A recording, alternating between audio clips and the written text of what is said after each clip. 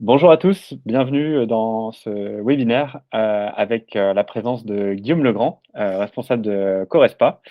Bienvenue Guillaume. Bonjour Mathias, bonjour, bienvenue à chacun et chacune. Alors on est super content de faire ce webinaire après de longs échanges et discussions sur l'angle de discussion justement de thématiques à aborder pour vous présenter un petit peu tout le savoir-faire, l'expertise de Guillaume dans son entrepreneuriat dans le secteur du fitness.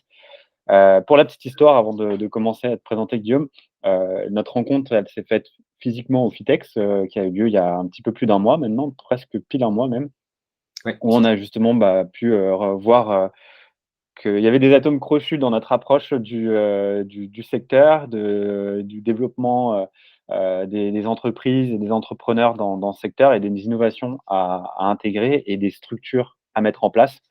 En tout cas, tous ces éléments ont fait que, voilà, de cet échange, est venue l'idée d'organiser cette discussion. L'objectif aujourd'hui, c'est vraiment de vous apporter un savoir que certains, je pense bien évidemment là à Guillaume, ont bâti sur plusieurs années, plusieurs entreprises, et qui, voilà, a son vrai poids dans les processus décisionnels de ses franchisés et lui-même dans son développement d'autres activités connexes.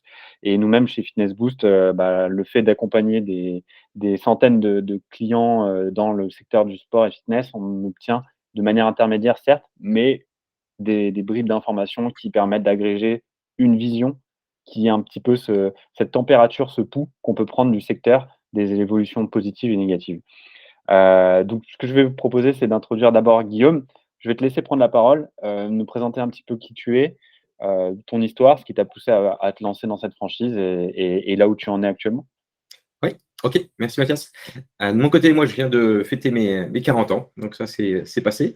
Et j'ai créé Corespa en fait il y a 15 ans. Donc en tant que coach sportif à la base, même si aujourd'hui je suis plus tout dans les salles, mais en tant que coach. Et l'objectif c'était de créer mon premier studio. Je ne savais pas du tout que j'allais en arriver là aujourd'hui maintenant. Donc l'idée c'était vraiment la création.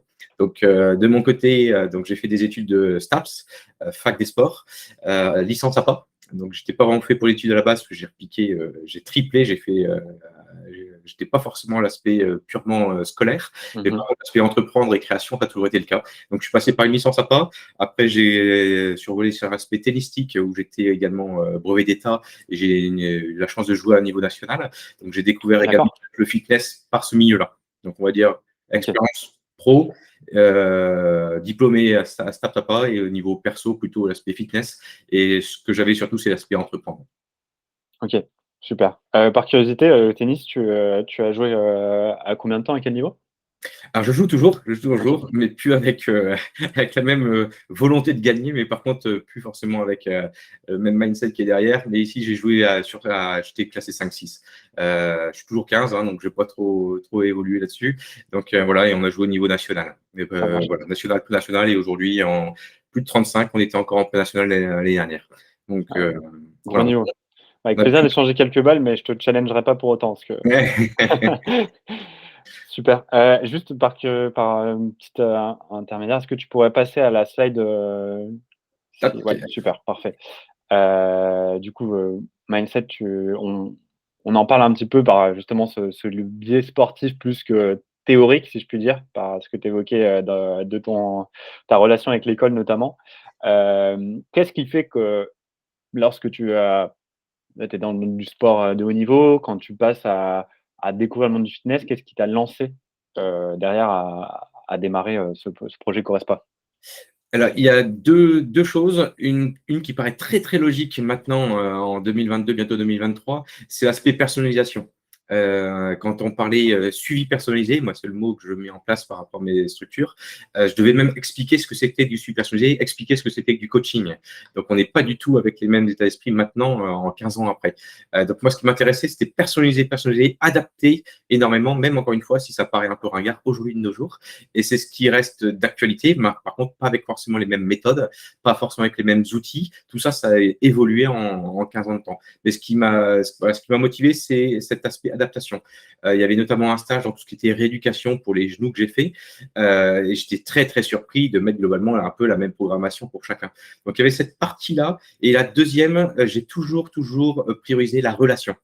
D'accord. La relation, la relation, la relation. Et cette partie-là, c'est-à-dire que c'était mettre l'humain au cœur de tout. Et ça, pour moi, c'est un grand manque. Et encore aujourd'hui, c'est ça qui fait la différence, à mon sens, par rapport aux coachs et par rapport aux structures Mhm. qui vont performer.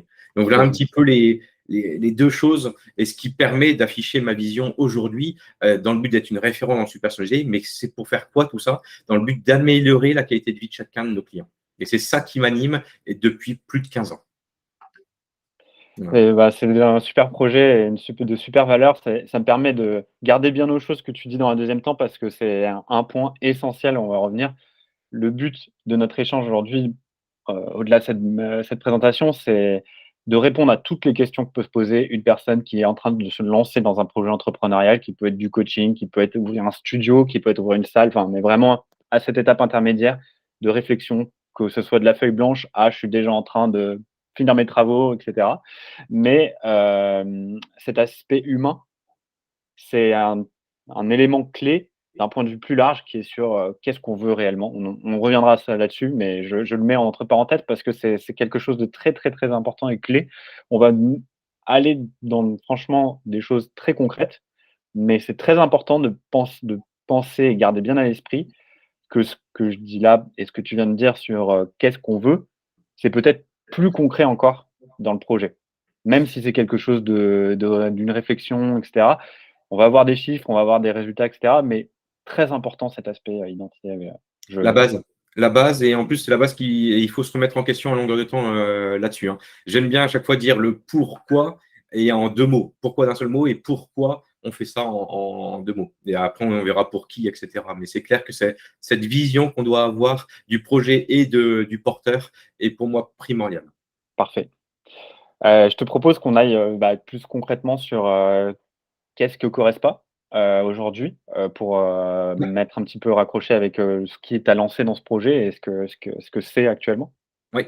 Correspa, pour faire simple, c'est des clubs de 200 mètres carrés et on est spécialisé dans le suivi personnalisé. Donc, c'est des petites tailles, hein, 200 mètres carrés. Quand on retire les vestiaires sanitaires, etc., il reste un bon 100 mètres carrés pour tout ce qui est plutôt Mmh. exercice concret.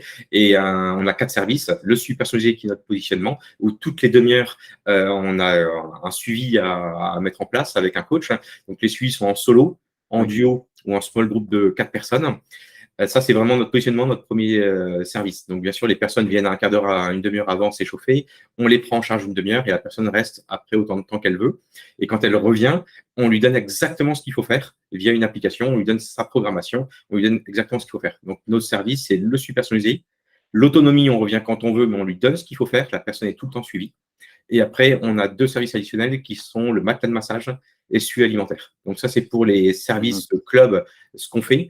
Et après, par rapport à l'ensemble du groupe, c'est très simple. Je l'avais dit tout à l'heure, Mathias, que j'ai créé il y a 15 ans une structure. On a ouvert 5 ans après une deuxième structure. Donc aujourd'hui, j'en ai 2 en propre. Et il y en a 2 en franchise actuellement sur Seclin et Marc-en-Barœul. Donc là, les 4 clubs. Et au niveau du groupe, on a la chance également de faire de l'immobilier sur l'ensemble. Donc voilà un petit D'accord. peu. Et en termes de résultats, pour donner un ordre d'idée, c'est assez simple, hein. Sur une structure 200 mètres carrés, c'est globalement 200 000 euros. Ça correspond à 250 clients, 260 clients, au maximum 300. Voilà ce que ça donne par unité. Et là, puisqu'on est, on va y revenir, mais dans les chiffres, sur le recul de ces 4 studios entre les tiens et tes franchisés, le temps d'arriver à ce point de, maximum, tu as un peu de visibilité? Oui, oui, oui, complètement. C'est assez simple. La première année, on peut se dire, alors je raisonne une année de 12 mois, on arrive sur 90 000, 130 la deuxième, on peut voir même un peu plus. Et après, on arrive sur les 150 la quatrième année. Et la cinquième année, il faut arriver à ces chiffres-là. Il y a des structures qui vont aller un peu plus vite, Mmh. il y en a d'autres un peu moins vite, mais c'est ce rythme-là qu'on va amener à avoir. Super. OK. Parfait, merci beaucoup. L'autre, thème, du coup, enfin qui nous unit aujourd'hui, c'est l'aspect, un on l'a voulu le résumer ainsi comme ça, on avait réfléchi un peu sur le titre, sur tout ce que vous devez savoir. On reviendra un peu plus sur l'aspect concret de Correspa. Si on doit vraiment englober tout ce qu'on doit savoir, je te propose de passer à la prochaine slide. C'est, d'abord, quand on décide de se lancer, Il y a des opportunités, je te laisserai, parler dessus qui seront des opportunités plus réseau, franchise et cetera. Mais il y a aussi, quand on se lance, ça peut être de l'entrepreneuriat, solo, donc vraiment se lancer, à son compte et être dans de l'indépendance totale et pure. Hem, je vais pas faire quelque chose de très exhaustif, mais quand même, ça paraissait très important d'en parler. En gros, ce qui va nourrir la décision, du solo, heu, parce que ça va avoir quelques contraintes que je pourrais évoquer aussi, mais c'est vraiment cet aspect humain qu'on évoquait, tout à l'heure. C'est d'avoir vraiment cet aspect mindset. Je sais que toi, tu m'en parles souvent quand on a échangé sur, c'est le cœur, hein, c'est l'esprit, vraiment nourricier de tout ce qu'on va entreprendre. Mais il y a vraiment essayer de réfléchir à son qui je suis et qu'est-ce que je veux faire. Parce que concrètement, l'entrepreneuriat et notamment dans le fitness, il y en a il y a des exemples très concrets de j'ai des collègues, des confrères qui ont fait des projets qui fonctionnent moins et cetera et c'est des exemples que je vais pouvoir utiliser, mais qui peuvent aussi se révéler être des éléments qui vont me faire sortir de vraiment mon qui je veux être, qui je veux faire, ce que je veux faire, pardon. Et du coup, c'est très important de travailler sur le ce pourquoi je veux faire ça et qui va peut-être induire de moi, ce que j'aime en fait, c'est avoir plein de gens dans ma salle, qu'il y ait une ambiance, que je croise énormément de gens, plein de rencontres ou à l'inverse, moi ce que j'aime, c'est un suivi, très précis, et qui va vraiment dépasser l'aspect pur activité physique et qui va aller dans le nutrition, qui va aller dans, pourquoi pas, de la santé mentale, de l'approche, méditative, plein, plein, plein d'éléments et ce travail, il est essentiel, il va l'être aussi, parce que je pense qu'on peut être dans une réflexion solo en franchise, mais ça je te laisserai aller dessus. Mais il va être essentiel sur votre business parce que voilà, se lancer, on peut en parler, nous 2 entre guillemets, c'est bien plus, que juste un aspect, de métier, de quotidien financier et cetera. C'est vraiment on y met son cœur, on y met ses tripes C'est une et aventure. voilà et cette aventure, il faut l'apprécier. Donc Ouais. même s'il peut avoir des éléments qui vont nous dire: «Ce qui marche, c'est ça», il faut aussi être sûr que ce qui marche, ça va nous plaire et moi, j'insiste là-dessus, c'est que je vois beaucoup de faux départs. Je travaille avec certains qui ont dû passer par alors ça fait partie de la vie d'entrepreneur, hein, de s'adapter et cetera, mais je passe par des gens qui répondent à un besoin qu'ils sentent plus qu'ils répondent à leurs besoins à eux et qui va être: «Je vois que mes concurrents c'est ça. Je vois que ce qui marche dans une autre ville à côté, qui est à peu près la même zone de chalandise, c'est ça et grosso modo, à vouloir plaire aux autres, on peut être dans un scénario où on ne se plaît pas à soi-même et du coup, ben, on loupe le coche premier qui est: «Pourquoi je me lance? Parce que je veux le faire». Donc voilà, c'était une longue intro, mais ça me paraissait essentiel. Moi, maintenant, ce qu'il est important de présenter quand on dit quand on se lance solo, qu'est-ce que ça signifie? Ça veut dire d'être très au clair sur son identité. Aujourd'hui, se lancer, que ce soit en coaching ou en studio ou en salle, ça veut dire vraiment très concrètement quel est mon positionnement identitaire et pris. On ne peut plus être dans une situation qui était un petit peu le fitness d'il y a quelques années, qui n'avait pas encore connu l'arrivée des low cost et vraiment la segmentation de ce marché, et qui était de se dire, je me sens un petit peu premium dans mes prix, mais dans mon positionnement, je serai un peu low cost. Ou inversement, je cherche à être premium, mais je n'arrive pas à gérer la concurrence aux alentours et du coup, je m'aligne au prix et du coup, on n'a pas de positionnement, quoi. On est un peu, en réaction et aujourd'hui, se lancer solo, c'est concrètement être très à même de répondre à ces éléments. Ce que je veux et ce que je dois être et ça, c'est des éléments qui, lorsqu'on arrive à y répondre, bah, sont des recettes, de succès, de réussite, mais qui demandent un temps très conséquent. C'est-à-dire que c'est pas, des éléments qu'on met en conclusion en l'espace de secondes, et qu'après on se concentre sur le business plan parce que c'est l'essentiel, parce que j'ai fait mes cours et cetera. C'est vraiment très, très important d'être sûr, d'être aligné là-dessus et c'est pourquoi on l'a volontairement positionné comme confrontation, mais là, j'aimerais quand même qu'on voit avec, Guillaume l'aspect se lancer plus en équipe, en franchise, en réseau. Pourquoi il y a aussi une forme de complémentarité, à minima dans la réflexion. Alors, en réseau, Mathias, tout ce que tu partages en réseau, bien entendu, on fait le parallèle, est également abordé, hein, et plus qu'à aborder. La chance derrière, c'est qu'il y a aussi une partie d'accompagnement C'est qui ça. va être mise dedans. Parce que très souvent, je ne vais pas reprendre tous les mots que tu as dit, mais souvent, on commence franchement à l'entendre, on se dit c'est ça qui est derrière. Mais non, ça se travaille, il y a une méthode pour aller le travailler. Je fais aussi le lien avec vie perso, vie pro. Il y a beaucoup de choses à mettre en place entre ses rêves, son cap, son objectif, et concrètement comment passer par écrit, comment positionner. Tu as parlé de positionnement tout à l'heure, comment se positionner et comment être rationnel par rapport à toutes ces choses-là. Et ça demande également qu'on soit en solo ou en réseau, à Mmh. mon sens, d'être accompagné, un mentor, avec des personnes clés, des expériences clés. Seul, il faut avoir un reflet, il faut avoir aussi du contenu pour pouvoir avancer. Et donc en réseau, on peut être ce premier reflet, on peut être ce premier miroir, et Oui. bien entendu aussi donner les méthodes pour aller travailler ce fameux mindset, travailler. Pour moi, je le sépare en deux, sur soi, la personne, et après, bien entendu, le concept. Alors sur le réseau, tout l'aspect concept est établi, mais par contre, à longueur de temps, on ne fera rien à la place du chef d'entreprise. Parce qu'en réseau, c'est pas être un bon second, ce n'est pas être un salarié. En réseau, quand on parle de réseau de franchise ou licence de marque, c'est quelqu'un qui est indépendant juridiquement et financièrement. Donc, c'est un chef d'entreprise à part entière. Moi, je cherche des franchisés, je cherche des chefs d'entreprise. Il n'y a pas de lien de subordination. C'est vraiment l'idée que ça doit matcher dans les deux sens. D'un côté, le franchiseur va s'occuper de toute la partie plutôt concept, méthode, outils, liens fournisseurs, etc.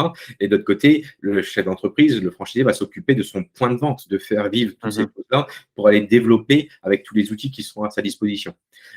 Si on fait de manière très large dans la franchise, c'est ce qui est affiché à l'écran. Alors, ça, c'est de manière générale, quelles que soient les franchises, c'est fait pour se différencier plus naturellement, pour partager, parce qu'on a notamment des commissions qui sont mises en place, pour se développer plus sereinement. Nous, dans notre métier, par exemple, si on regarde les machines, on est quasiment à 50% par rapport à des tarifs si on était en solopreneur. Donc ça, au niveau financier, c'est énorme. Quand on développe une application, quand on développe un site Internet, c'est des coûts monstrueux qui ne sont pas à mettre en place. Si je regarde également des aspects marketing, bah, c'est bénéficier plus qualitativement de cette communication. Tous les visuels, les vidéos, Mmh. ça n'empêche pas qu'il faut en faire par soi-même, mais n'empêche qu'on avance 3 fois plus rapidement. Et toutes ces choses-là, c'est pas que les faire. Il y a bien sûr la quantité de temps à les faire, de les imaginer, de mettre la stratégie en place. Mais ça demande nettement plus que ça, puisqu'il faut mettre une stratégie qui se fait sur 4-5 ans, etc., et qui est remise en place tous les ans, par trimestre, etc. Et innover plus précisément, ce que tu as parlé tout à l'heure, surtout notre activité, notre secteur d'activité qui est pas mature, hein, en soi, en l'espace de 15 ans, c'est hallucinant l'évolution. Tu l'as dit tout à l'heure, je vais le dire avec mes mots, mais moi demain, c'est très simple, hein, le middle market n'existe plus. Mmh. 2012-2013, c'était génial, c'est ça qui marchait, on se met à 50 euros et on attend et ça rentre. Ça n'existe plus, hein. Bien Ça sera sûr. soit des boutiques gym, des gens spécialisés, souvent c'est des gens coachs sportifs qui sont doués dans un domaine, comme nous à Correspa dans le suivi personnalisé ou quelqu'un dans le yoga, des choses comme ça, soit ce sera du low cost, hein. Oui, C'est vraiment les deux parties. on Et est ce qu'on d'accord peut sur ce voir point. également, c'est en réseau, c'est qu'il faut n'hésiter surtout pas, surtout dans notre domaine d'activité, faites bien la différence entre une franchise et une licence de marque. Pour ceux qui ne savent pas la différence, c'est écrit également sur la slide que je vous ai mis. Une franchise se doit d'avoir des signes distinctifs, mais également une transmission du savoir-faire et une assistance permanente. La licence de marque, pas spécialement au niveau de la transmission et de l'assistance permanente, même s'il y a une grande partie la font. Donc ça, il faut quand même, c'est pas jouer sur les mots juridiquement, c'est pas les mêmes choses et Oui. l'accompagnement n'est pas le même du tout.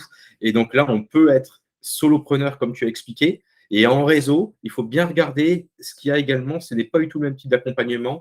Il faut voir un peu, on peut se dire, licence de marque, on est peut-être plus libre. Oui, il y a une partie complètement, mais par contre, si on est plus libre, naturellement, on a moins d'accompagnement derrière. Et je me permettrais alors, de manière un peu crue parce que enfin, j'échange, une grosse partie de ma clientèle sont des franchisés Oui. qui ont cet aspect individuel. Chacun a sa manière de communiquer avec moi, de travailler, on fait pas les mêmes choses et cetera, mais ce sont des franchisés.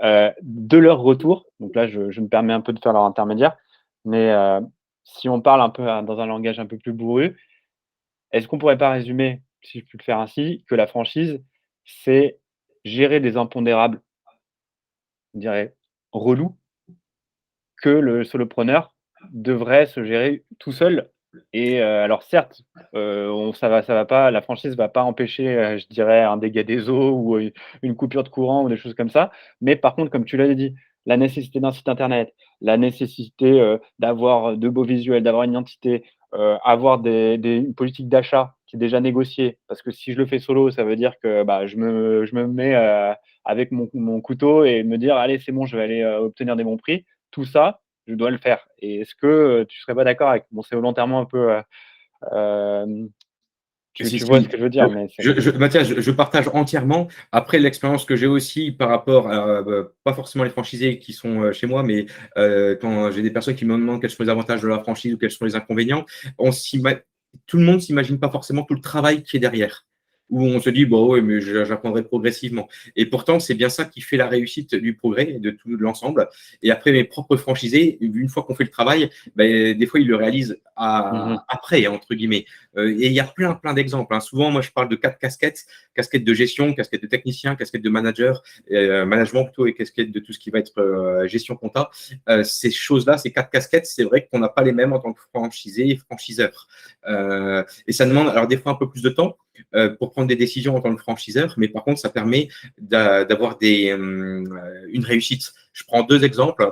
Là, avec la crise, on est parti directement en visio, on a mis tout en visio, nos suivis qui étaient en présentiel. Ça paraît très logique maintenant la crise passée, mais c'était pas le cas quand on était en pleine crise. Et ben, il Mmh. fallait choisir quel type, nous c'était un iPad, mais quel type d'iPad? Est-ce qu'il fallait quel type grand angle ou pas grand angle dedans? Quel type de lumière? Est-ce qu'il faut se mettre à quel endroit? Qu'est-ce qu'on prévoit en arrière-plan, etc.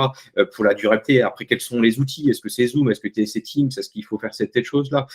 Ça englobe également sur le logiciel de réservation en ligne, de quelle manière on réserve. Donc, il y a tout ce… Moi, j'appelle ça le back-office, en fait. Et il y a tout ce back-office qui, si on ne l'a pas, on perd un temps monstrueux Mmh. et, ou alors on ne professionnalise pas la chose. Donc, monter en réseau, pour moi, se créer en réseau, c'est monter en gamme.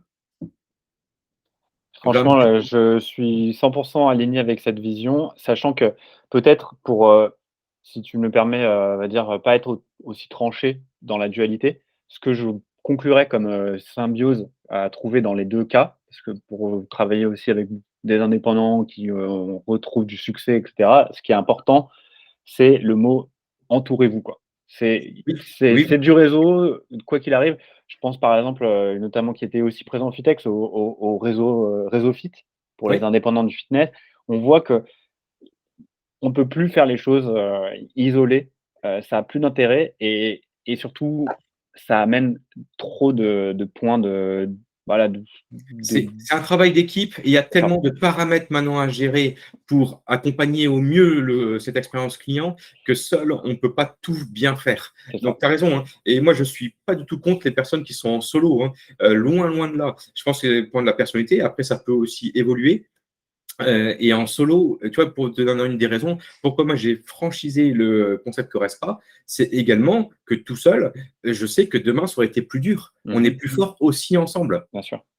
Donc, pour moi, solo, c'est vraiment pas à cracher dessus du tout. Mais par contre, si c'est solo plutôt style studio dans son garage, ou alors se dire j'étais PT personal trainer à domicile ou en ligne et je veux passer un cap au-dessus pour travailler en équipe ou embaucher parce que je commence vraiment à aller au-dessus, pour Mmh. moi, c'est un autre métier. Ouais, je C'est un suis autre métier. on est d'accord. Et là, par contre, si on parle d'un autre métier, création de club ou de studio un peu plus haut de gamme, là, par contre, je pense réellement que le réseau est nécessaire. Bien sûr.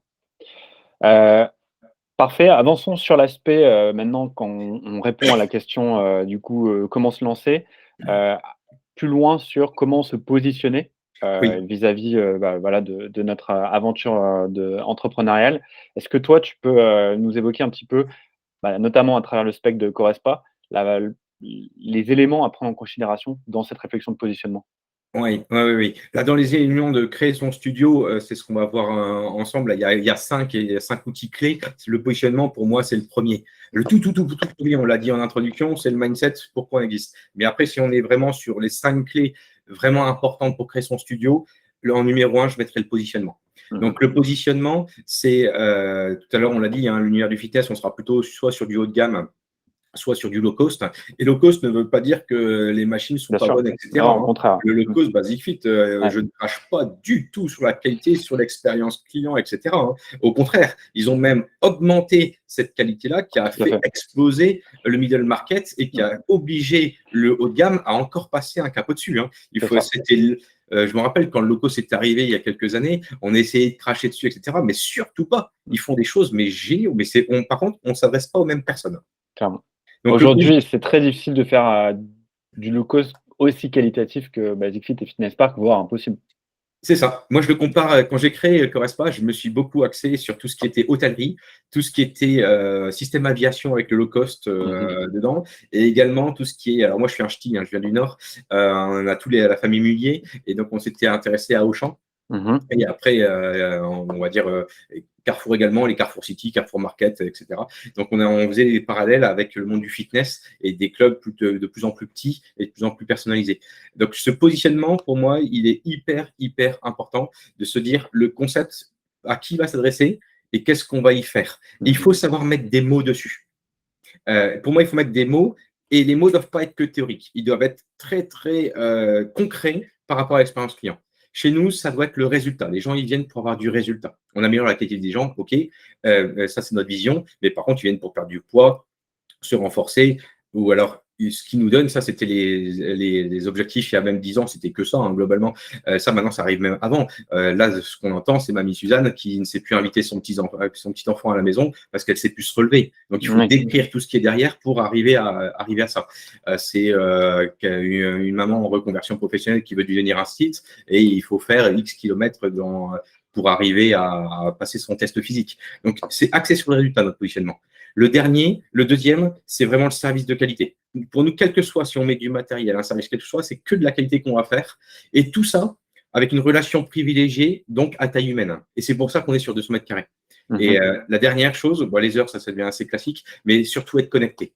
Ouais. Pour moi, le digital, je suis un geek. Je ne pense pas que la relation 100% digitale, c'est soit ce qu'il y a de mieux, même s'il y a des coachs sportifs qui font ça en ligne et très très bien et qui vivent que de ça, et tant mieux. Par contre, je pense que ça devient indispensable. Nous, dans les studios clubs de sport, on parle souvent du club 360. Ouais. Le digital, le connecté, en fait complètement partie. Nous, avec l'application qu'on a mis en. Alors, ça fait 7 ans qu'on a une appli et qu'on a développé aussi en propre. Là, on a évolué dessus et on l'a personnalisé. C'est 15 fonctionnalités en plus. Donc, Mmh. là, tout d'un coup, le client, j'aime beaucoup dire qu'on est des clubs de motivation et notre job, je dis à chaque fois à mes managers, offrez quelque chose qui va au-delà du club. Bien sûr. Et donc, et ça, c'est clair que ça permet de le faire au-delà physiquement du club, des challenges, des tests, une messagerie, de la motivation, une programmation, des recettes, etc. Et ça, c'est facile à faire. Enfin, c'est facile.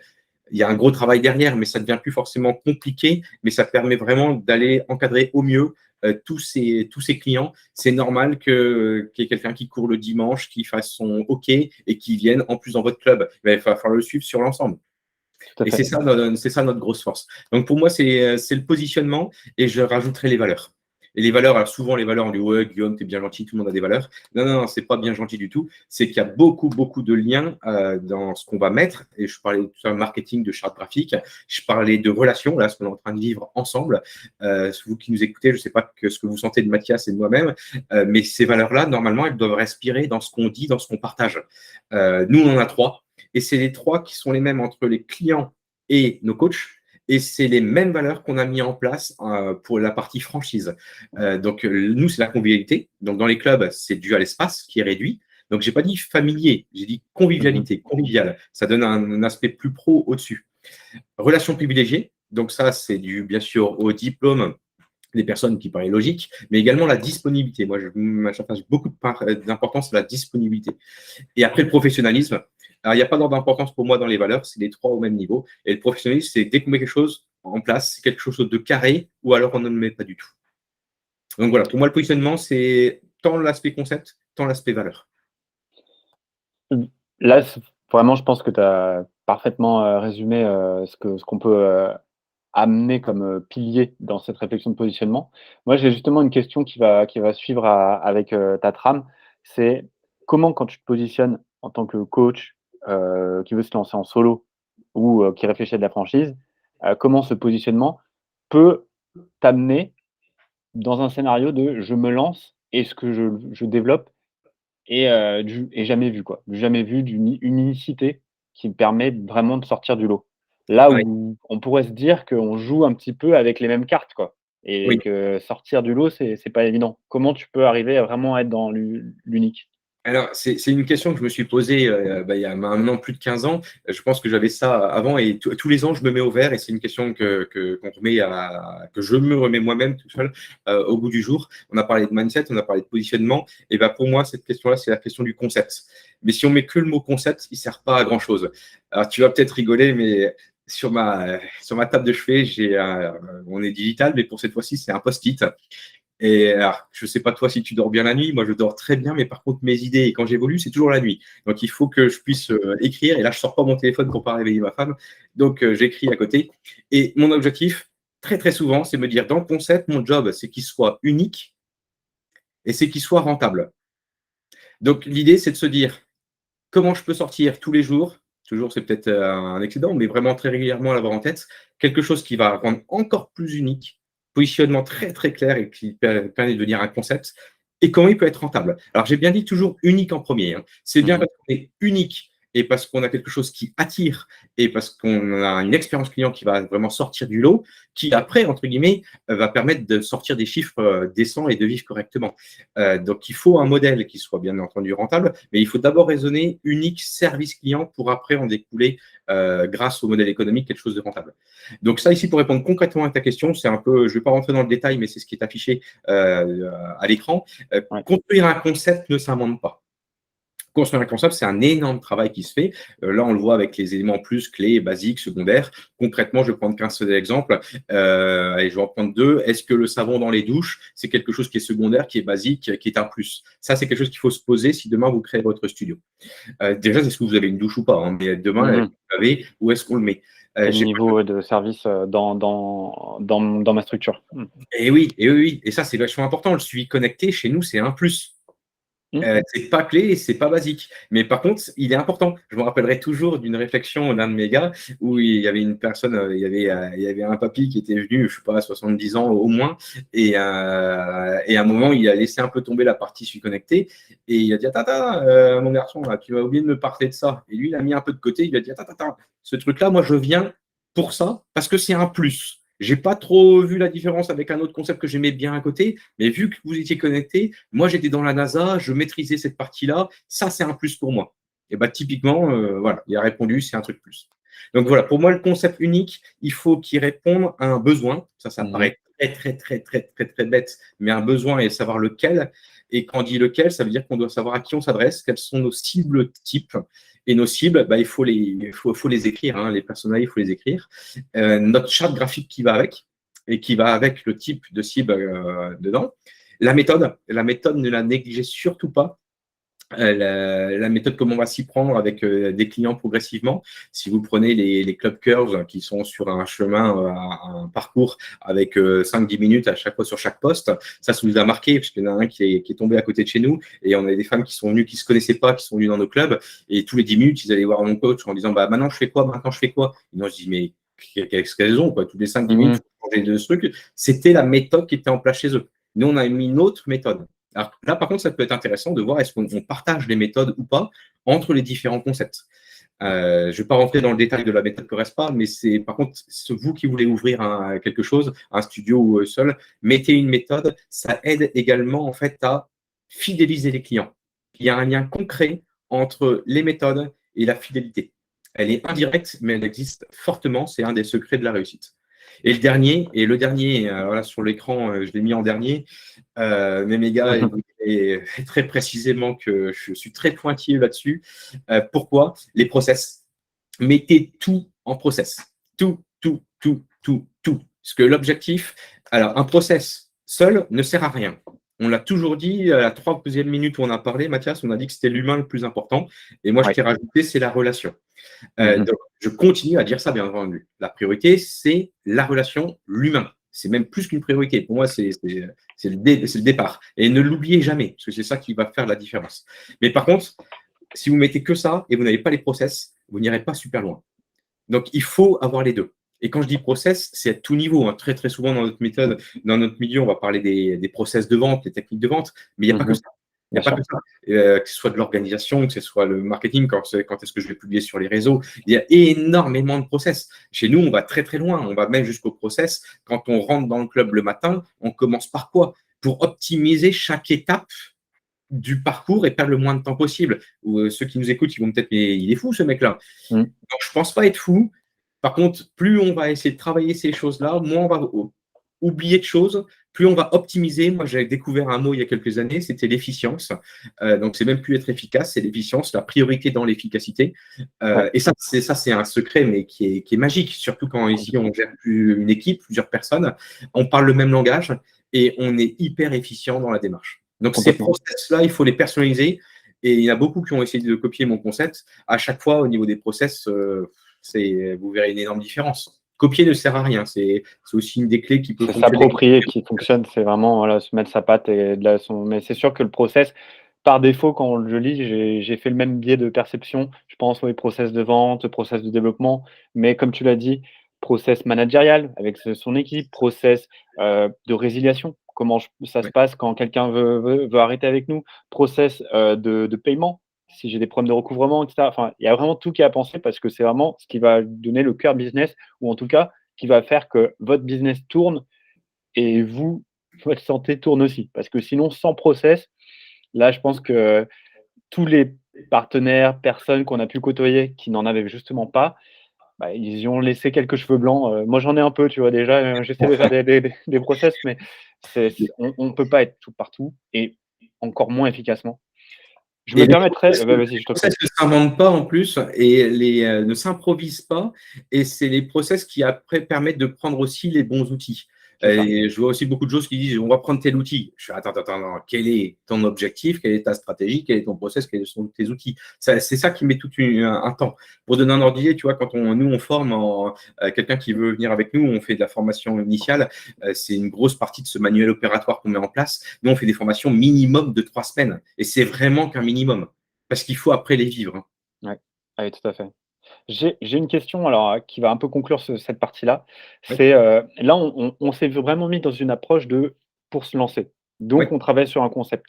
Mais quelqu'un qui a ses 15 années d'expérience de lancement sur Correspa, comment un concept évolue déjà par nos envies, ce qui a marché, ce qui a pas marché ou aussi, tu l'as dit, par l'innovation? Comment on intègre d'autres process et cetera qui fait que le concept reste unique mais évolue et ne dérive pas de ce qu'on était dans le cœur business. Eh ben, ta question, elle est hyper importante. On a parlé tout à l'heure de la vision de la boîte. Moi, j'ai bien écrit la vision, la mission, et j'ai également mis des garde-fous. Jusqu'où on peut aller ou pas. J'ai jamais anticipé la crise, mais j'ai jamais anticipé l'aspect digital qu'il allait mettre dedans. Mais c'est hyper important, j'allais dire, de regarder l'actualité, de prendre de la hauteur, prendre du recul et de sentir. Pour moi, il y a l'intuition et n'est pas que féminine, bien entendu. L'intuition est à travailler chez l'entrepreneur, puisqu'il faut connaître son marché, toujours, entre guillemets, lire, aller voir, se former, voir ce qui se passe en dehors de nos frontières, etc. Et pour moi, c'est hyper important parce que les trois quarts vont venir de l'actualité. Et dans l'actualité, vont venir également, on le voit avec les générations. Acheter en ligne, il y a 15 ans, ça existait, mais pas à ce point-là. Parler collaboration, collaboratif, on en parlait, mais pas à ce point-là. Mmh. Il y a beaucoup d'évolutions de cette manière-là. Aujourd'hui, on parle acheter une voiture, oui, mais demain, est-ce que ce ne sera pas partager des voitures? Eh ben, demain, est-ce qu'on ne va pas partager? Il faut regarder toute cette partie-là, toute l'évolution de la consommation, comment ça s'implique dans notre activité. On parle beaucoup de tout ce qui va être écologie. On va parler de tout ce qui va être, moi j'appelle ça le club social. Donc Oui, oui, tu vois, là, Mathias, je te prends des grands thèmes qui ne sont pas bien du sûr. fitness, Non. mais qui sont hyper impactants. Et demain, dès aujourd'hui, c'est ces choses-là. Donc moi, pour donner un ordre d'idée, moi, je ne savais pas, je ne pensais pas que le concept allait évoluer autant et aussi vite depuis 15 ans, mais par contre, en gardant notre ADN. ADN égale vision, hein. Mmh. Ça, encore une Oui, je fois, vois très je bien. ne le lâche pas, hein. Et à tout niveau, tout niveau. Il y a 15 ans, rien que sur l'aspect esthétique, c'était pas la même chose. il y a 15 ans, si tu me parlais de poubelle avec le tri sélectif, je te rigolais au nez, je ne savais même pas que ça existait. Il y a 15 ans, application, et j'en ai créé une, waouh, ça a évolué d'une manière hallucinante. Site internet, est-ce qu'un site internet est responsive? Ça n'existait même pas. Donc voilà, et à longueur de temps, si tu regardes dans le marketing, inbound marketing, outbound marketing, je ne sais pas si c'est des grands mots pour ceux qui nous écoutent, mais il y a tout un travail à faire derrière et comment on s'y prend. Et donc ça, c'est à longueur de temps se remettre en question. Et le concept, oui, a évolué énormément. Et bizarrement, pas forcément que sur les machines. Sur un tapis roulant reste un tapis roulant, et d'après-guerre, ça reste un tapis roulant, même si à l'intérieur, ça a bougé un petit peu. Par contre, on s'est venu très rapidement, par exemple, tout ce qui est fonctionnel. Il y a 15 ans, ça existait, mais nettement moins que maintenant. Donc, c'est là-dessus, c'est pas forcément. Moi, je vais pas réduire le fitness uniquement à les méthodes, comment on s'y prend pour coacher, la petite méthode yoga, le pilate qui est arrivé, tel petit matériel qui est nouveau. Oui, c'est important. J'ai pas dit que c'était pas important. Mais par contre, c'est pour moi pas forcément le plus important pour satisfaire le client et garder cette expérience client. Je réponds à la question que tu m'as posée? Clairement, vraiment merci. Je pense vraiment, je l'espère, en tout cas pour ceux qui nous écoutent, que s'ils prennent la mesure de cette importance-là, on en revient à ce qu'on se disait à l'intro, le cœur, la vision, ça paraît vraiment des choses bateaux ou un peu floues et un peu voilà, simples à prononcer ainsi. Mais bah, là, c'est un retour d'une personne qui a 15 ans d'expérience dans ce secteur avec des créations, du réseau de franchise, etc. C'est à prendre en considération que pour faire évoluer, pour traverser des crises, etc., il y a toujours cette nécessité d'être en adéquation avec ce que tu évoques en ADN. Moi, je suis aligné à 100%. Si on avance un petit peu sur l'aspect maintenant plus structurel et conjoncturel de cette création, de cette activité, est-ce que toi, tu peux nous donner un petit peu de vision sur comment Correspa et du coup, par extension, comment une personne qui se lance dans ce projet peut bah, se poser à analyser efficacement son club, son studio, son activité? Oui, oui, oui, oui. Il y a une seule chose que je vais te transmettre en revenant juste avant, mais c'est en lien aussi avec la question que tu me poses. Pour moi, il y a une grosse différence avec les entrepreneurs, parce que le nombre de coachs que je forme et que je continue à voir et que j'aide pour avancer dans les clubs de sport et autres, hein, parce qu'on bien entendu qu'on est là pour être aussi des mentors et partager, c'est ce qu'on fait actuellement, c'est qu'il y a une très grosse différence. Moi, je t'avoue que je suis assez frustré quand ça passe pas en fait à l'action. Parce que tout ce qu'on dit là, il y a une grosse différence, c'est qu'à un moment, il faut agir. Oui. Et le nombre de personnes qui nous écoutent, qui nous voient, etc., on passe du temps avec eux, mais ça passe pas à l'action. Alors, tout le monde n'est pas chef d'entreprise, tout le monde n'est pas l'être, ni entrepreneur, ni indépendant. Et c'est pas forcément mieux si on l'est ou si on ne l'est pas. Mais c'est tellement frustrant des fois de voir qu'il manque agir, passer à l'action. Ouais. Et donc là, tu vois, tu fais une belle transition, parce que quand tu demandes un petit peu comment on peut faire pour performer, hein, moi je vais le transformer, hein, être efficace, tu vois, c'est ce que j'ai mis, comment auditer efficacement. Pour moi, c'est pour ça que je te dis agir. Il y a l'analyse du contenu, analyser des piliers très clairs. Hein.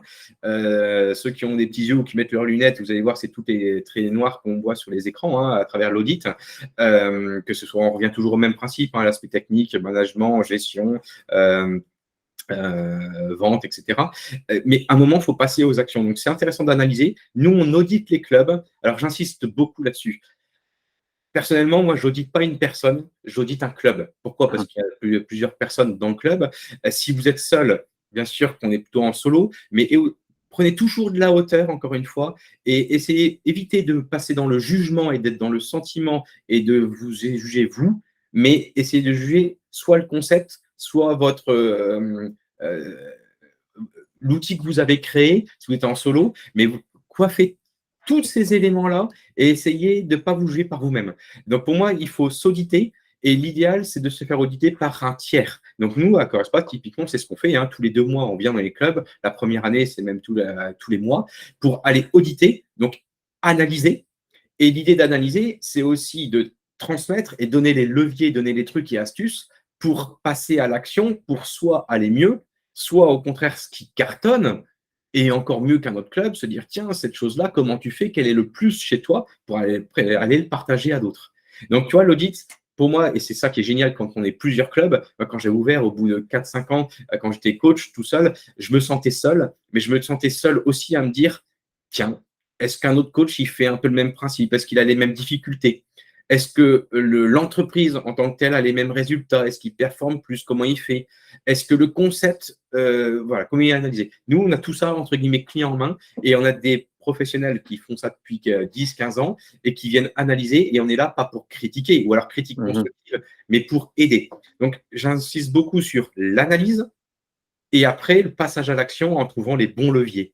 Et en fait, la très grande force qu'on a à travers des menteurs, à travers des formateurs et nous, à travers des réseaux comme Correspa, c'est qu'en fait, on a toute cette expérience-là. Donc, tu gagnes un temps monstrueux, ça t'évite de faire des erreurs et ça te permet surtout d'évoluer 3 fois plus vite. Bien Donc, sûr. tout ça passe par les audits.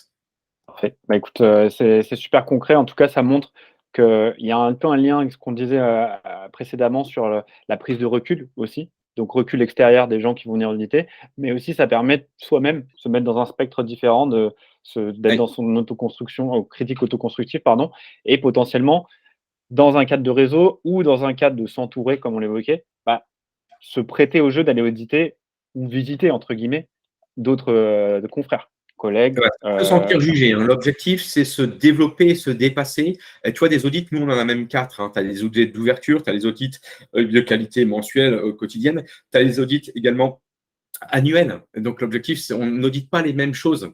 Et donc, ça, c'est aussi important de voir le contenu. Et tout ça, pour moi, il y a un seul mot. Tout à l'heure, je disais mentoring. Pour moi, c'est le mot accompagnement. ouais, ouais, Et encore complètement. une fois, on est en train de parler de mindset. Tu sais, il y a, je ne sais plus quel proverbe ou quelle citation, quand on dit 20% de nos actions déterminent 80%, quelque chose comme ça. Ouais, l'équilibre de Pareto. Mmh. Voilà. Pour moi, ça rejoint ces choses-là. Je vais même le traduire autrement. Tu vois, chez les coachs, j'ai une deuxième frustration de temps en temps quand j'accompagne les coachs, c'est que je les trouve énormément, énormément dans l'opérationnel. Et je dis pas qu'il faut pas le faire, puisqu'il faut suivre nos clients et c'est le cœur du métier. Mais si vous êtes manager et si vous êtes entrepreneur et vous voulez développer votre business, quelle place vous laissez la stratégie? À longueur de temps, on est en train de parler de stratégie, on est en train de parler de prendre du recul, prendre de la hauteur d'esprit, de se faire accompagner. Et ben ça, on n'est pas dans l'opérationnel. Et pourtant, c'est hyper important. Bah, Et là, ceux qui s'essoufflent, ceux qui ne prennent pas ce temps-là. ça me permet d'entrer en tout cas dans une sphère. Alors c'est mon quotidien de parler de fitness et avec des acteurs du fitness, mais là on va rentrer dans la sphère dans laquelle moi je me sens en pleine maîtrise et expertise, qui est la stratégie plutôt justement de développement, axée notamment sur la communication, comment croître et faire développer son activité. Est-ce que là tu pourrais nous donner un petit peu la méthodologie Correspa et comment elle peut s'adapter? En tout cas, Oui.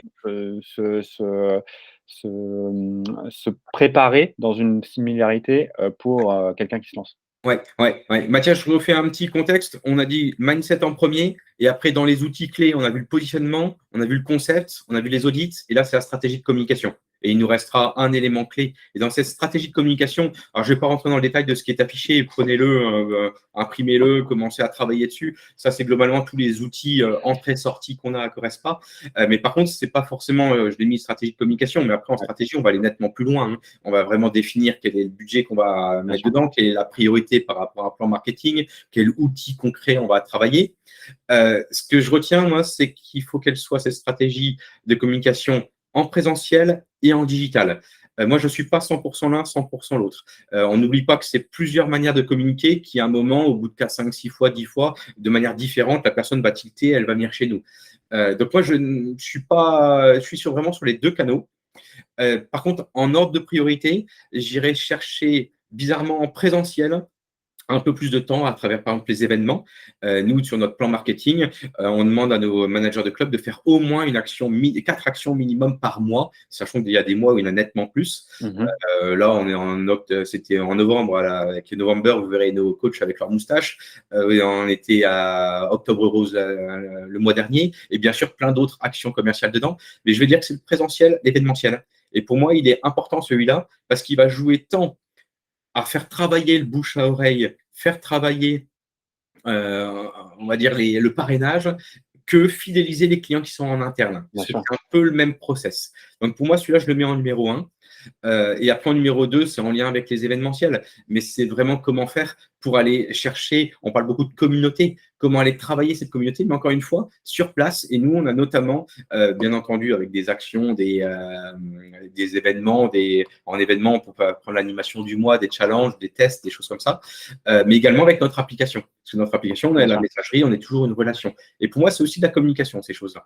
Donc pour moi, c'est l'événementiel. Et après, on va rentrer dans le digital. Et dans le digital, on parlait tout à l'heure, j'ai dit ces mots qui fâchent, inbound marketing, outbound marketing. De plus en plus, nous, vu qu'on est plutôt dans du haut de gamme, je ne suis pas contre les AdWords, hein, mais c'est pas AdWords, les ads, qu'ils soient avec Google, qu'ils soient avec Facebook et Insta, je ne suis pas contre. Mais c'est pour moi pas forcément centré que là-dessus. Entre ce qu'on voit sur ces outils et ce qui nous vendent du rêve, il y a un écart, surtout si on fait du haut de gamme comme nous.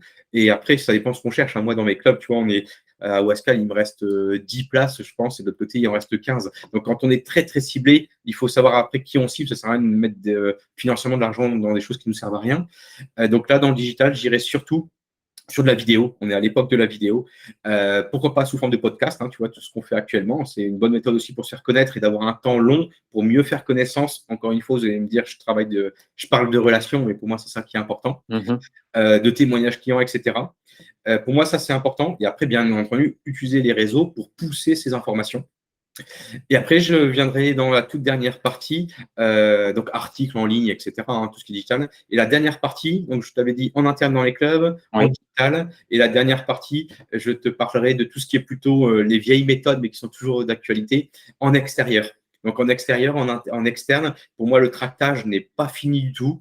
Dans les clubs, dans les studios, l'objectif, c'est de se faire connaître à moins de 10 minutes. C'est des CSP+, et ben, on sait où est-ce qu'ils sont. Hein. Donc, le tractage n'est pas entre les plaquettes, les flyers, des offres. Il ne faut pas les négliger. Et après, on a tout ce qui est, pourquoi pas, des salons. On s'est vu au Fitex, hein, c'est pas pour rien. Voilà. Donc, et dedans aussi, ce que je ne néglige pas, j'ai oublié qu'un point important dans tout ce qui va être la partie digitale. D'ailleurs, après, si ça t'intéresse, je pense qu'à mon avis, toi, tu es mieux axé que moi. On en avait discuté ensemble sur le Fitex. Hein, pour tout ce qui est le CRM, nous, on travaille avec un tunnel de vente. Et ce tunnel de vente, ça, c'est pas à négliger. Je vais banaliser ça avec newsletter, mais croiser ça et surtout tout optimiser, digitaliser et automatiser cette data. Donc ça, je ne sais pas, toi, de telle manière que tu t'y prends de ton côté. Alors, disons que moi, tu vois, t'as pas été le meilleur avocat du web, entre guillemets, mais je trouve que tu as raison de le mentionner ainsi, parce que c'est clairement, le web est au service de son développement, de sa stratégie de communication, et c'est un pan. C'est pas du tout la totalité. Moi, j'ai beaucoup trop de premiers projets avec des clients où on est un peu érigé en statut de sauveur de j'ai rien et vous allez tout me changer. C'est pas du tout comme ça que ça marche. Alors, il y a des impacts qui sont très forts. Le web là-dessus a une grosse puissance, mais c'est une puissance qui doit être canalisée et qui doit être au service d'eux. Et c'est pour ça que moi, si je te résume un petit peu la manière, les 3 conseils concrets que je ferais sur cette stratégie de développement, c'est le premier essentiel, c'est de maîtriser sa plateforme de diffusion. Si tu fais du flyer, ça veut dire comment je le fais, à quel endroit. Tu l'as dit, hein, c'était tout bête, mais je sais où ils sont. Est-ce que quand je me lance, je sais où est ma zone de chalandise, où est mon persona? Si c'est dans le web, est-ce que je fais du AdWords? Est-ce que je sais le faire? Et si je passe par un prestataire, est-ce que je suis en mesure d'évaluer efficacement, le travail qu'ils font? Et pas, je donne un billet et j'attends de voir ce qui se passe. Maîtriser la plateforme de diffusion, c'est quelque chose de très important pour vraiment contrôler cette performance et être en mesure d'avoir, sur ce même audit, ce retour d'efficacité. Après, il y a un autre élément qui va peut-être faire un petit peu le lien sur, le CRM, dont on parlait, qui est un des logiciels qu'on a pu développer, mais c'est inscrire cette stratégie de développement au service d'un réel pilotage commercial. Aujourd'hui, tu l'as dit, le flyer, c'est pas fini. Moi, chose que je peux dire qui est pas non plus fini, c'est le commercial, encore moins quand on voit qu'on est de plus en plus dans un besoin de service, d'humain et de relation. Ça commence, mais maintenant, ça commence de plus en plus avant que la personne ait franchi, la porte de sa salle, mais ça ne va pas remplacer le moment où elle va passer le cap et franchir la porte de sa salle. Et là, il faut vraiment avoir une méthodologie, un processus, qui est très, très clairement défini sur, la manière dont je peux, contacter cette personne qui a montré un intérêt, qui a montré des informations, j'ai saisi un formulaire, je me suis inscrit sur le site, j'ai saisi une pub sur Facebook ou juste j'ai accepté un flyer et j'ai répondu et j'ai appelé. Enfin tout ça, il faut que ça soit considéré et pensé comme quelle est mon approche, quel est mon retour. Et après un dernier élément, tu l'avais dit pareil, j'insiste sur le fait que c'est pas du tout, évident et trivial, même si tu le présentes là. Il faut pas miser sur un seul canal. Moi, Fitness Boost, je fais, quasi exclusivement du web, mais je peux dire que mes clients ne misent pas sur un seul canal et je les incite pas du tout à dire, «Stoppez les vannes sur tous vos autres, investissements de dépenses communication et faites que des services, web, Facebook Ads, Google Ads, SEO avec Fitness Boost». Non, non, non. Le principe, c'est, imaginons qu'il y a un mois où, des investissements web performent moins bien, mais vous serez bien heureux d'avoir diversifié ça pour d'autres canaux de communication et que le flying à cet instant a beaucoup mieux marché ou l'événement a été un carton plein et inversement, un événement flop ne va pas vous mettre dans une situation précaire parce que derrière, vous avez d'autres sources de prospects qui vont amener tu le disais tout à l'heure que vous êtes dans un scénario qui est pas forcément peut-être celui de que qu'auront nos éditeurs à chaque fois, mais plutôt, on va dire, voilà, une petite structure qui va être celui qualitatif. Mais ce qualitatif, il y a plein de pistes et de sources qui permettent de l'obtenir. C'est pas uniquement, par exemple, via du site internet ou uniquement par du flyer et c'est justement en ayant cette chance de diversité qu'on est en mesure de répondre à ce besoin de qualité que tu recherches ici. Donc, moi, vraiment, si je dois résumer mes 3 entre guillemets «conseils concrets», ce serait cela. Oui, et ne pas hésiter à tester et ne peut-être pas se laisser aveugler par ce qu'on voit sur les réseaux non plus. C'est là Complètement. où je pense que l'expérience, l'accompagnement et faire quelque chose qui est ciblé par rapport à ce qu'on est, notre ADN, est hyper important.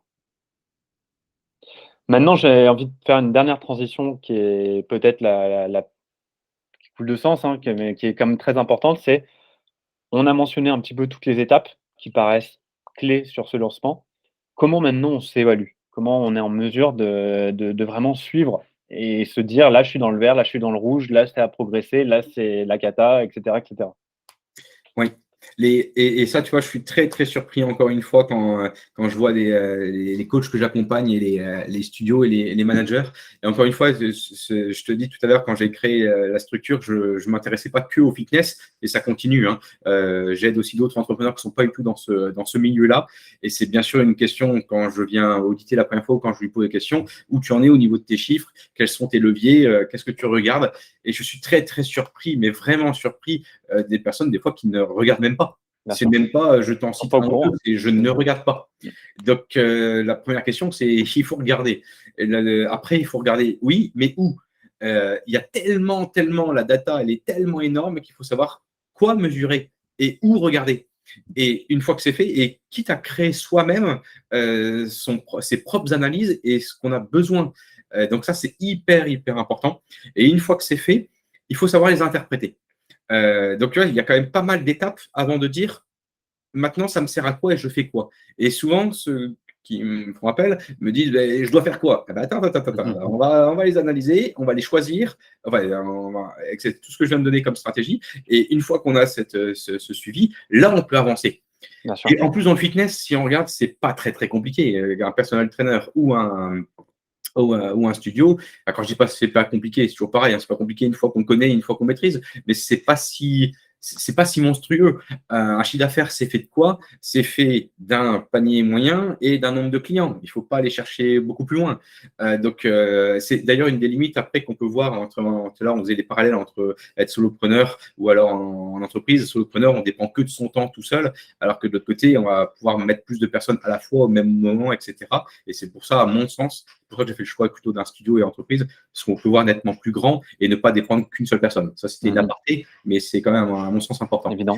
Donc, ici, ce que tu vois affiché, moi, j'appelle ça, c'est le reporting. Alors, le reporting, nous, on l'a créé, ce qui est affiché, c'est ce que j'ai créé moi-même, hein. C'est complètement personnalisé. Il n'y a pas d'outil qui crée ça directement. Et c'est sorti de différents logiciels qu'on utilise chez nous dans nos structures.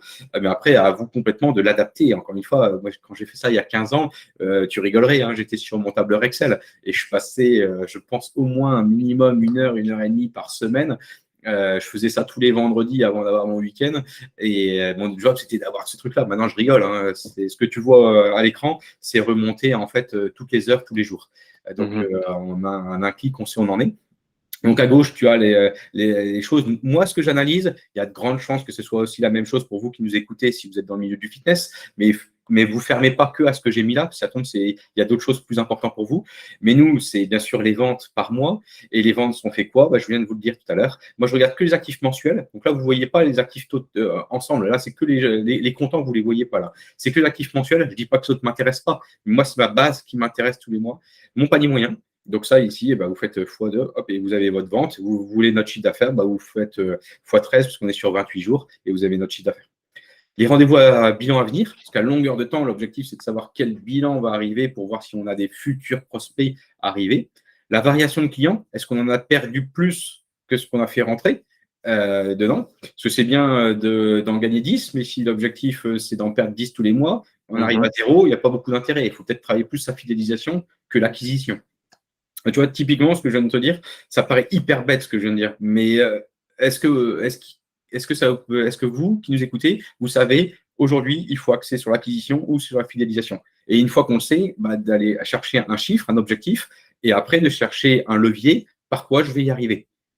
Donc voilà un petit peu les leviers que nous on met. On a mis des couleurs en place automatiques en fonction des paramètres que nous on a mis en place et qui nous permet, une fois qu'on a ce chiffre, une fois qu'on a cette analyse, de savoir quelle action il faut mettre en place. Là, tu n'as pas cette action-là devant tes yeux, mais c'est justement là où on arrive sur l'accompagnement. Et avant tout, sur l'accompagnement, j'insiste beaucoup, il n'y a pas que les chiffres. Hein. Encore une fois, tu as juste, c'est la 5e fois que je vais te le dire, mais la relation en premier. C'est-à-dire que les chiffres sont là, mais toi, qu'est-ce que tu ressens dans ton club? Comment tu l'analyses et pourquoi? Si ça tombe, il y a eu des travaux devant la route. Si ça tombe, il y a le Covid qui est passé par là. Il y a plein de situations différentes. Mais on va vraiment croiser toutes ces informations pour aller avancer. Et ce que tu vois à droite, il ne faut pas oublier, encore une fois, prendre de la hauteur. Tu vois, je te parle à longueur de temps stratégie, Mathias. Hein, je ne suis pas dans la tête, mais c'est du ça rentrera au moins, c'est bien. Mais on va être sur des résultats annuels. L'objectif, c'est de piloter où est-ce que tu vas emmener ta boîte dans les 20 ans, dans les 10 ans, dans les 5 ans, dans l'année, par semestre, par trimestre et par mois. Donc, annuellement, où est-ce que tu en es? Et là, si tu t'amuses à voir les petits traits que j'ai mis là, ça te permet de voir le meilleur club, le minimum qu'on te demande et le moins bon club. Alors, le moins bon club, ça prend aussi celui qui vient de démarrer il n'y a même pas un an. Hein. Et ça te permet de savoir où on en est concrètement dans les clubs. Et là, vu qu'on a la chance d'être plusieurs clubs, on peut partager une partie de nos chiffres et de savoir se tirer un petit peu la bourre par rapport à d'autres clubs et de voir un petit peu pourquoi lui il performe, pourquoi lui il performe moins. Est-ce que c'est toute cette paramètre-là. Donc là, un petit peu, pour moi, c'est KPI. Pour moi, c'est très simple. Ça va être les actifs, le panier moyen qui donne de la vente. Ça va être ton nombre de rendez-vous bilan, ta variation, taux de transformation. Ça va être tes actifs qui sont sans rendez-vous et ton taux de fréquentation. Et il y en a un qui n'est pas à l'écran, mais pour moi, qui est indispensable. C'est ta trésor. La trésor, ça reste le nerf de la guerre, même si quelques années après, tu n'es pas trop embêté là-dessus. Mais n'empêche que c'est important. Et je ne les ai pas affichés à l'écran également, mais ça va être toutes tes charges d'exploitation également. Donc voilà. Donc après, nous, on a tout un CEG, tout un compte d'exploitation générale qui te permet de croiser tous ces éléments-là et de savoir concrètement où est-ce que tu en es tous les matins. Moi, je suis tellement surpris en disant je vais en parler à mon comptable, je vais demander à mon expert comptable. Non, ça va pas du tout. Ça. Le comptable, il fait que rentrer des chiffres. L'expert comptable, il va vous donner une analyse à sa manière 3 mois ou 6 mois en retard. Vous, vos actions, il fallait les faire hier. Quoi. C'est savoir piloter. Et pour piloter, c'est tous ces éléments-là que je viens de te transmettre. C'est ça. Il y a des choses qu'on a longuement décrites ici qui sont largement délégables, notamment par une franchise. Il y a des éléments où, comme tu as dit, le pilotage, si on décide d'être entrepreneur et de se lancer, on va piloter. Donc, il y a des choses qu'on peut clairement pas remettre à quelqu'un ou remettre à plus tard. Et le tracking de sa trésor, le tracking de sa clientèle, de leur venue, tous les KPI que tu as dit ici, c'est avec le post-it sur la table. il faut les connaître. Tu le retiens celui-là. C'est toi le pilote. Hein. Tu vois, avant, il y a très longtemps, on me disait c'est quoi un chef d'entreprise, quel est ton job? Alors, je suis peut-être un peu vieux, mais j'ai le film Himalaya, je ne sais pas si ça te parle. Au tout début, c'était un grand-père qui va bientôt mourir et il voit son petit-fils en disant c'est toi qui vas être le chef de la tribu. Oui, d'accord, grand-père, mais c'est quoi être chef? Il lui dit voir loin. Alors ça, c'était pour moi la meilleure des choses, et on l'a dit, voir loin, prendre de la hauteur, parce que tu vois, tout ce qu'on est en train de parler, et en conclusion, pour moi, c'est ça le plus important, c'est prendre de la hauteur pour gérer de la stratégie. Depuis que le Covid est arrivé là, j'ai défini cet aspect chef un peu plus comme je suis revenu dans le domaine sportif, plutôt comme un surfeur où tu es sur ta vague. Mais bon, comment tu vas en sortir? Quelle est ta prochaine vague, etc. Quel est le gros temps qui va venir? À longueur de temps, ça va être l'adaptabilité, la flexibilité et encore une fois, la relation, parce que vous n'êtes rien sans votre équipe et vos partenaires. Vraiment, là, il y a un point sur lequel justement j'aimerais, conclure, si ça te va. C'est, on on a bien couvert, je pense là, à peu près autour d'une heure, comment se lancer et c'est super important pour vous, enfin, je l'espère que vous allez utiliser ces ressources pour ce travail de lancement, mais comme tu l'as dit en conclusion, un lancement, c'est une étape dans votre aventure Oui. et concentrer uniquement sur, alors là, je me permettrai un petit parallèle si tu veux bien. C'est, je suis jeune papa et on a eu un travail, très important sur la préparation à l'accouchement. Alors là, je peux te dire qu'à cet instant, alors je commence maintenant, ça fait 2 ans, donc ça commence à être un petit peu plus rouillé, mais il y avait un travail très important sur, qu'est-ce qui va se passer à cet instant, au 8e mois, le jour de l'accouchement, comment il faut faire? Alors, j'étais rodé, tous les termes et tout, je me sentais, le médecin pouvait me parler, j'étais au clair et il y a eu le 1er jour et là, 1er jour, on nous dit: «Alors ça y est, vous avez réussi à lui donner à manger et cetera». OK, il y a un petit peu d'accompagnement, puis 2e, puis 3e et à partir d'un instant, on n'avait plus aucune info. Alors on s'était concentré à fond sur accueillir un enfant, évidemment des essentiels, mais la chambre et cetera. Mais après, on n'était pas au courant sur, bah, l'allaitement, les premières nuits, tout ça et en fait, du coup, je me permets cette comparaison parce qu'on se concentre beaucoup sur le lancement. J'ai besoin de mon logo, j'ai besoin de ces choses, j'ai besoin du business plan, j'ai mes machines et cetera. Mais après, il y a la vie de ce projet et c'est pour ça que dans un lancement, pensez aussi à ce voir loin que tu évoques, Guillaume. C'est vraiment penser aussi à la direction vers laquelle vous allez vous situer parce que c'est ça qui va vraiment jalonner votre aventure et en faire, une réussite. Écoute, Mathias, je reprendrai cette définition parce que tu vois, dans la présentation, je ne te l'ai pas dit, mais pourtant, elle est vraiment importante pour moi. J'ai 4 enfants. Donc, tu vois, je vois tout à fait ce que tu veux dire. Donc, ça résonne complètement. Et en ce moment, je continue cette expérience que tu es en train de dire. Parce que j'ai 3 garçons et la dernière, c'est une fille à 8 ans, 10 ans, 12 ans, 14 ans. Donc, tu vois, on arrive dans la pré-ado, ado. Et pareil, tu n'es toujours pas préparé. On ne t'a pas dit Ben lors oui. de l'accouchement comment ça allait marcher. Et je fais le parallèle parce que je pense que je viens d'avoir mes 40 ans. Je pense qu'il faut rester humble, que tu sois père ou chef dans l'entreprise, tout ce que tu veux. Reste humble quand tu as un gamin de 12 ans, quand il te raconte ces choses-là. Et de la même manière, quand tu as tes managers, tu as beau avoir tout chiffré, etc. C'est la relation, c'est l'humain et vers quoi tu les emmènes. C'est ça. Et que ce soit tes clients, que ce soit tes managers, ton entreprise ou tes enfants, à un moment, je suis désolé, ça va peut-être choquer ce que je veux dire, mais j'éduque pas mes enfants de la même manière. Les clients n'ont pas besoin de la même manière des choses. On grandit, on n'étudie pas de la même manière avec quand on a, moi j'avais 24-25 ans les tout premiers, maintenant à 40 balais. Donc ça, je pense que je te pique la transition, enfin la conclusion que tu es en train de faire entre chef d'entreprise et papa, tu vois. Parfait. Bah, écoute, au moins, j'espère que, nos auditeurs aussi auront appris d'autres choses et auront peut-être de ces images pour les aider à se lancer. Un immense merci Guillaume, j'ai vraiment apprécié, personnellement cet échange-là, très construit et aussi riche de cet instinct, bah, là, que tu incarnes dans ton aventure entrepreneuriale, c'est évident.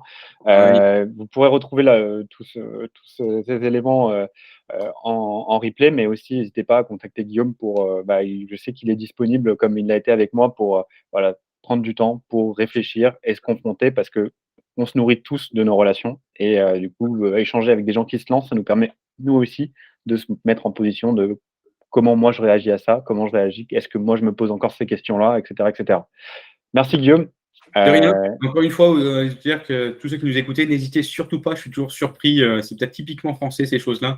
Mon téléphone est affiché. N'hésitez pas. Il suffit d'avoir un simple contact avec moi ou avec toi, Mathias, ou qu'importe. oui, Mais n'hésitez pas à aller voir d'autres personnes, même si c'est pas exactement ce qu'ils font, que ce soit de la formation, du mentor, un conseil, créer une boîte, qu'importe. Mais c'est pas. Et si nous on n'a pas la réponse, ben, on vous orientera peut-être avec quelqu'un de notre réseau. Mais n'hésitez surtout pas. Ce monde-là, je trouve qu'il devrait être encore. C'est à développer. C'est à s'entourer. développer. Ce monde entrepreneur, c'est une manière de voir les choses et ne le négligez pas. Profitez de ces différentes compétences, différents types de personnalités. Et tu vois, je pense qu'à travers tout ça, c'est un peu la foi en quelque chose, la foi en l'autre, entre guillemets, hein, sans utiliser de grands mots, pour essayer de faire avancer toutes ces choses-là. N'oubliez pas que l'objectif, c'est de servir nos clients, hein, nos clients finaux. Parfait, tout à fait. Je suis super aligné. Merci Guillaume. Merci encore Merci et Mathias. à très bientôt. Bye bye. Salut.